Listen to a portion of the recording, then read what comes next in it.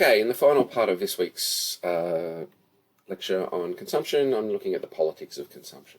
I'm going to think a little bit more broadly about what are the relations in terms of happiness, what are the ethics, a little bit about the environmental costs, who benefits, and particularly this idea about if we live in a consumer society or a society that is increasingly dominated by consumption, how can we best express our kind of political needs and wants through being consumers and regulating that process and politics of consumption, or is our citizenship in terms of voting and having some political impetus the way to go about that, or is it a bit of both? So, I suppose one of the things to consider here is that since the rise of consumerism, what's that meant for human happiness, for instance? So, I'm focusing here on the Western kind of wealthy countries, and one of the main criticisms of it is it's just not making people happy, that it's making people more anxious, more depressed. In the kind of decades since that kind of cultural turn, indicators of happiness have either plateaued or dwindled, and certainly mental health issues such as anxiety disorders and depression have skyrocketed. So there's been a real kind of new kind of field of social science over the past couple of decades called happiness studies. It's kind of interdisciplinary, brings in psych and sociology and geography and literary studies and all kinds of things to think about that kind of whether things are, how humans are, whether they're happy or not. A lot of it's quite quant-based, and I am a little bit sus on whether you can actually measure happiness quantitatively or not. But there's also a lot of interesting qualitative studies around that I think have been helpful for thinking about this stuff. One that's almost a couple of decades old now is Michael Pusey's kind of foundational work about what he called Middle Australia, which is a term, again, that's moved out of the social sciences into mainstream society. And he, in a kind of whole bunch of both quant and qual studies, argued that the rise of neoliberalism and consumer culture in particular had led to increasing amounts of dissatisfaction, stress, uncertainty, insecurity, and fear in people's lives. And other influential studies here's been around the kind of economist and philosopher Clive Hamilton, again, whose work on growth fetish and affluenza is really readable, and you should check it out if you're interested in that. And he argues that basically the kind of economic growth and consumerism and the rise of these things are actually the cause and not solution of these problems. That aspirations are kind of constantly rising. We're constantly kind of under pressure to live beyond our means. We're in debt. We're working harder to fulfill these materialist consumer ambitions. And this leads to all kinds of negative effects, including spending less time with the people we love and spending less time with the things that we really want to do. They talk about this in the idea of spending ourselves sick, where there's increasingly wasteful consumption, we're overworked, we're stressed, we're in debt, and that kind of thing. And one of the things this results in is, rather than a change of system or a change in work practices or a kind of less reliance on consumer practices, again, that kind of work, consume, sleep thing that the Story of Stuff video illustrated so well. It means that there's been rises in all kinds of mental health issues, and increasingly this is regulated and fixed, there's inverted commas there, with medications. So their study kind of did some work, and survey work mostly, with asking people their opinions of things, and it kind of came up with some quite absurd examples, I think. Nearly 50%, nearly half of the people in the highest income quartile said they can't afford the things that they need. So this is the kind of 50% of the most wealthy people in Australia think they can't buy the things that they need. Only 5% of millionaires regard themselves as prosperous, and 50% say they're only reasonably comfortable. Even those, in the highest wealth brackets, over 3 million, only 1 in 5 regarded themselves as prosperous, while nearly 10% of them said they're poor or just getting along. So there's a bunch of stats on that. I mean, you could talk about that as kind of just the rich kind of rationalising their own privilege, But what I think it also may point out is that kind of upwardly mobile, constant pressure to kind of have more and more and more, and that the kind of work cultures that consumer society engenders means that even those that are quite relatively privileged are also under stress and feeling anxious and working lots of hours and not spending times with people that they love, and this has serious detrimental consequences on their possibility of being happiness, just like those in the bottom rungs as well. Now, I'm not making an equivalence between those things, but certainly in terms of people's emotional orientation towards their own lives, I would say that even if those at the top of it aren't feeling particularly happy, then something is relatively wrong. And different concepts and theories and studies tend to point out what's come to been referred to as the paradox of choice. Again, this relates to this pseudo-individualization notion that Adorno talks about, but rather than this kind of leaving us as this ideological dupe, what the paradox of choice seems to engender is a kind of anxious subjectivity, where people are kind of constantly anxious, constantly stressed, constantly under what people call status anxiety, where we're kind of under the impression that we're free to choose who we are and what we want to be, but really we're no more free of those kind of contours of inequalities than we've ever been before. Social circumstances have led this to kind of many theorists in this realm to conclude that we're at this kind of mass crisis of identity. So there's a paradox of choice here. Choice here is essentially always been associated with the idea of freedom, and that the more choice you have, the more free you are, and therefore the possibility of being happy is increased. The paradox of choice implies that the more choice we have, and particularly pseudo-individualistic choices, actually creates the more a more social system where that choice is actually stress, because we're under pressure to make the right choices, and there's also a kind of hollowness behind those choices that don't necessarily lead to feelings of satisfaction and happiness. So, around the turn of the millennium, around 2000, there was a kind of, throughout the 90s, there was a big kind of shift in politics around this kind of stuff. What's often referred to as anti-globalization movements, and again, that's a good example of symbolic violence there, because the protesters in this movement weren't anti-globalization; they were actually about looking for kind of equal globalization or justice kind of globalization. But what happened here, that as kind of knowledge about the where and how and why of our consumer products and how they were made became more and more public knowledge, there was an increase in kind of concern about this, and there was a whole bunch of huge protests around this. There was, at different times and at different events, there was literally hundreds of thousands of people on the streets protesting around social justice aspects of globalization, and particularly around things like sweatshops. The book No Logo, it was really influential. It's kind of a huge bestseller. It's kind of one of the few books you could say that really a social movement was built around. And Naomi Klein has become a very kind of prominent public intellectual since the publication of that book.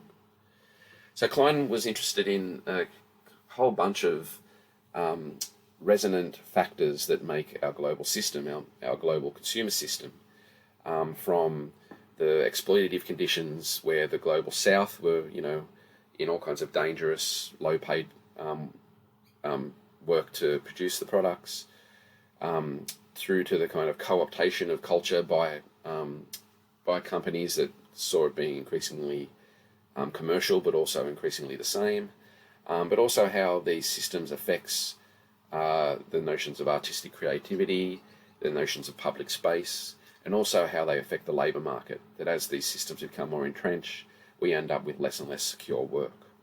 So I'll go through those one by one in a second. So Klein's an investigative journalist. She's not a sociologist, but she is influenced by a lot of kind of sociological work, and her work uncovers a lot of the evidence for a lot of the theories that we've looked at so far in this week's topic. And so this is, I think this quote here kind of encapsulates the key concern of the book. On the outskirts of Manila, for instance, I met a 17-year-old girl who assembled CD-ROM drives for IBM. I was told I was impressed that someone so young could do such high-tech work. And she said, we make computers, she told me, but we don't know how to operate computers. So this is a kind of really illustrative thing here, that people being paid, less than subsistence wages, often in situations where they weren't let out of factories and they're in these economic processing zones, who never actually get to use the products, create them, and also then exposed to all the chemicals and all that kind of stuff as well.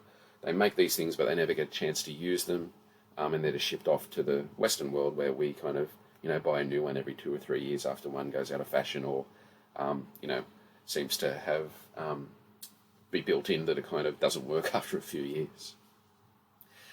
In many ways, you could argue that that's a kind of really good example of Marx's alienation there, but on a global level, where it's not just that the producer of the product is, separated from it, but they never even get to really kind of use it or understand it, because it's shipped to another country. So the 4 aspects of no logo that Klein's concerned with are no space, no choice, no jobs, and in relation to that, she was interested in the politics that was brewing, that was kind of rebelling against these forces. So in terms of no space, Klein's was particularly concerned with the way that marketing and co-optation and corporate influences come to dominate pretty much everything. And emblematic of this is, and when she's not making this up, is that Pepsi seriously was doing research to see if they could beam their logo onto the moon. I think this is a really good example of the way that public space has been essentially invaded by corporations, and it's dominates corporations. No one really asked for there to be billboards and signs everywhere. There's signs on the back of toilet doors now in public spaces, and Klein's wasn't just concerned here with the implications of this for culture generally, but how this kind of influence starts to leak into broader things that are outside of consumer cultures. How these things come into schools, into universities, even into how research is done. No space here also, so it has connotations, for instance, with how the private sponsorship of research actually has detrimental, results in terms of the authenticity of that research. And so, you can all think of examples where, that tobacco's fine or whatever. So for Klein, this no space is a kind of metaphor for thinking about as corporations come to dominate more and more of our societies, this has kind of negative influences on being able to be outside of that influence. So no choice here also relates to popular culture and consumer culture more broadly. The idea here in particular is that capitalism, has a market, and the market drives what's made, and people can kind of fulfill their desires through the way that capitalism looks after that. But really, as Klein and many others point out, is that's not really how it works, particularly as some corporations come to dominate some markets. So examples here, for instance, is in America, particularly in music sales throughout the 90s and early 2000s, 80s, 90s and early 2000s. Walmart, the kind of huge chain store over there, started to dominate how CDs were sold, for instance. And as Walmart tried to fashion its brand as being family friendly, even though you could buy guns and bullets and just in there, they started to kind of not stock things that they saw as offensive.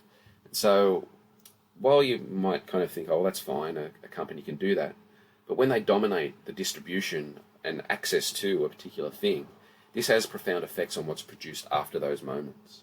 So what's kind of bears out with that is that within the music industry, for instance, they started signing less and less kind of challenging acts, particularly when the likes of, say, Marilyn Manson or Eminem couldn't get their albums on the shelves of Walmart because they were deemed as offensive. So what happens here is there's kind of censorship before things are even made. So while in a way Walmart censors what's on its shelves, what then happens when corporations find it's harder and harder to get the music on those shelves is that they stop signing challenging acts. And what happens there is that music itself can change and become, more homogenous and more mainstream or whatever. So this is the idea here that no choice here isn't just about the selling of the products themselves, but the way products may be kind of influenced in their production in advance of when they're sold.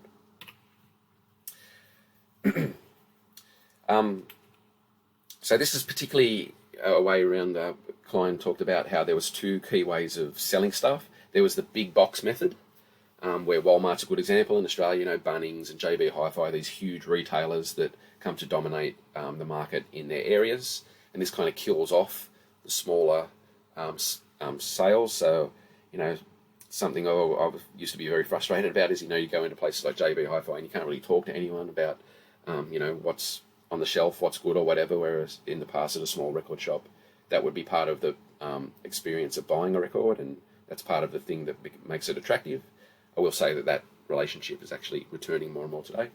And on the other side of things, there's beyond the kind of big box, there was the clustering method, where there's the same shop everywhere. So this is the franchise thing, and you've probably again seen that kind of episode of The Simpsons where like Starbucks is just popping up in every shop until it's the only thing going on. So her point here is that as these corporations get bigger and bigger and bigger, they have more and more influence on what's sold, what's seen as moral, ethical, and valued, and this means that mental and physical space gets smaller and smaller and smaller, and that's the no choice aspect. In relation to that is the no jobs. So this relates to two things. As in the West, these kind of franchise or big companies become bigger and bigger and bigger, they have more say on labour laws, and this has constantly meant that the labour market has been less regulated, become more precarious, more casual work, more zero-hour contracts, and pays haven't really gone up much at all over that time. So that's what happens in the kind of West, that there's more precarity going on there. But also at the same time, what happened is that much of the production work that was in the first world of, say, making the shoes and the cars or whatever, moved to what was then called the third world, or at least what we would say now from the global north or the global south. This saw a whole bunch of manufacturing move out of those places, a lot of low-skilled or even highly skilled but specific production work become redundant, and again this had real negative effects on job markets. So as multinational corporations can move around really freely, they kind of have an advantage over labour. So capital here dominates labour through their own flexibility and their own way to move around the world, where people are largely stuck in the one place. So this has had huge effects on the job markets, and what that means is this increased kind of acceptance of what we call McJobs. It's almost like totally normal now, the idea that a young person will have a pretty shitty job on their way to their real job. So classic example is at school, you work at somewhere like McDonald's or whatever to get the experience, but you get paid less than an adult for some reason. And then you kind of use that as experience, that you have discipline and all that kind of stuff to move into your real job later. But what we know now is that real job often doesn't happen. That even people with university degrees and PhDs are finding it harder and harder to ever get that kind of permanent, secure position. Now, all this kind of social change, this kind of very negative social change, according to Klein and many critical sociological people at the time and now, led to a kind of form of politics, what Klein bandied under the one brand, I suppose, as no logo. And this was things like culture jamming in particular, where people started to reappropriate billboards. This is an example of bricolage from the subculture stuff earlier on, where they would put their own messages up on billboards to reinvent or actually try and uncover the truth of what the PR is actually hiding. And you can see this today is like basically been extended and into what we call meme culture today. So there was the rise of things like magazines like Adbusters, and a whole bunch of kind of people around the world that were kind of actively and systematically reinventing and redrawing billboards and trying to kind of, I suppose, express the real meaning behind that stuff. This led to a whole lot of brand-based activism that still happens a lot, and you can see this even now, that there'll be campaigns on Facebook or whatever to, against a particular retailer or whatever if they've done something that particular groups don't like. And in some ways this has had some positive effects, but like really you can't boycott everything. And what tended to happen is that, say, when Nike, people started to boycott Nike because of sweatshop conditions, the sales of Reebok or Adidas just went up, even though they were largely made in the same places, or at least with the same practices. And this same with like things like petrol. There was a whole bunch of horrible stuff that was happening in Nigeria around Shell, and people were murdered and all kinds of stuff. So again, this book I think is really well worth checking out, even though it's kind of, some of its samples are quite dated now, because it expresses the real problems I think that are endemic in a production and consumption system that's based on such exploitative ways of making stuff. Importantly, towards the end of the book, Klein starts to wonder about, what do we want to be? Like, what's the answer to all this? As we've kind of been encouraged to express ourselves through our consumerism more and more, and again, this relates to all that stuff I was talking about before. Some would say that we've been more cultural dupes. Subcultural theorists point out that maybe we do have some relative autonomy to express our true selves through our consumer practices, so on and so forth. But really the question is like, if we consider ourselves consumers, are we kind of not paying attention to politics, our citizen kind of responsibilities? And we can relate this a little bit, I think, to the kind of decline in the way that people attach importance to their vote and stuff like that. And particularly the way that there's a decline in the way that people seem to vote against their own economic interests. So we can think of some kind of sociologically imagination questions here. Are we consumers or citizens? Are people defined by what they buy or how they think? Are people defined by the products they consume or by the relationships they build within their communities? Are people defined by a sense of consumerism or by social responsibility? And I think there's a lot of really interesting sociological studies that kind of endeavour to interrogate these questions. So essentially Klein's asking a political question here. In the age of the brand that kind of dominates culture, how can we make things better? Do we want to be a citizen or consumer? And what's happened is where brand names in the past were meant to kind of, I suppose, have some assurance of quality, the brand seems to have detached itself today to become a selling point.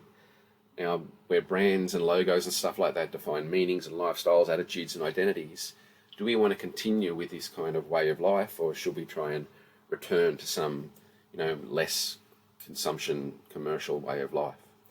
Now, again, there's lots of critique of this kind of point of view. The idea here, this is very close to that kind of pseudo-individual cultural dupe perspective. But I think in terms of the way the politics works, this question is really quite important. So it's important here that this isn't kind of a rejection of globalization, and the way that kind of it's more about asking for a more equal, ethical form of globalization, where corporations no longer just dominate the interests of people, I suppose, is what it's Klein's particular politics at the time where this book was written. So now, talking about all this kind of stuff, it's really easy to get self-righteous about it. And I think, again, the Story of Stuff video is quite useful for thinking about some of the problems with promoting the problems of society in terms of then trying to regulate them through individual consumption practices. I mean, we can all take our own bags to the supermarket, and we can try and stop using straws, and we can try and do the recycling well. But really, most of the waste and most of the problems happens at the production end. Like the vast majority of the percentage of that stuff happens up there. So again, systematic changes are needed here, and what tends to have seemed to have happened here is that consumption politics itself has become a form of distinction in that Borgesian sense. People seem to kind of try and display their sense of self-righteousness and moral virtue and whatever. But like, really, if you're living in a place like Newcastle, it's very difficult to actually exist completely ethically and completely sustainably in this kind of broader system. You know, a way of pointing this out again as a personal anecdote, you know, when there was one time a few years ago when I delivered this lecture in a lecture theatre. I was at work. Obviously, I was going home to cook dinner and I needed to go to Woolies to pick up some stuff. But I'd left my bags at home. They weren't in my car. So I remember feeling quite wary when I was going through the checkout, hoping that there was no students around that would see that I was actually getting some plastic bags, right? It's, you know, quite easy to be a hypocrite in this system because most of it is set up in this kind of very wasteful way. It's also quite expensive to consume ethically. It's a very much more expensive. So what's interesting again, the whole politics about this, particularly how it plays out publicly, is there's often a real middle class disposition, how everyone needs to be more responsible and consume ethically, but like, you know, the middle class can afford it much more than the working class, and particularly much more than poor students living in share houses. So in terms of are you responsible for all these kind of consumer products, the sustainability, the waste, the decline in happiness? Well, yes, and it's really important for us to all try and do stuff about it, but really there's broader systematic changes needed to kind of actually, you know, make these things more sustainable. Okay, so this has been the week on consumption. It's the middle week in the 3 weeks of lectures that I'm doing. Last week was about class and status. I spoke about consumption this week, and next week I continue this kind of 3-week case study where I kind of draw together a lot of these things, discussing more specifically about youth. And I'll be looking at the place of youth in society in terms of both labour markets and consumption practices, and talking a little bit about how youth itself is used in different ways, semiotically, I suppose, and ideologically, and also talking a little bit about how social change is really something that affects young people more than others, and they're always at the vanguard of social changes, and therefore youth is a kind of really evocative object of study to try and come to terms with some of those things sociologically. Thanks.